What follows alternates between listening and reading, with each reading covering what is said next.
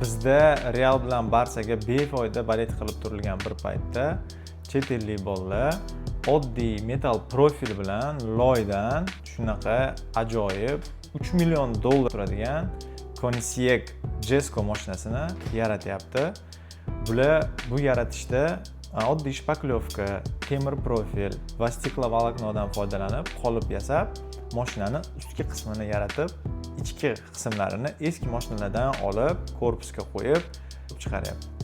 Bizda bo'lsa, ikkita kresti bor jamoa uchun ayrim insonlar bir-birini do'stini, mahalladoshini, yurtdoshini qattiq og'ir so'zlar bilan so'kib, uni haqoratlab, asabiga tegib, hattoki bu narsa jinoyatgacha olib keladigan holatlar bor. Men shaxsan futbolga balet qilishga hech qanaqa qarshiligim yo'q. Lekin bu fanatizmga o'tib ketib, bu narsa uchun insonlar bir-birini haqorat qilishiga qarshiman. Bu fikrlarim bildirgunimcha bolalar o'z mashinasini yasab tugatib bo'ldi.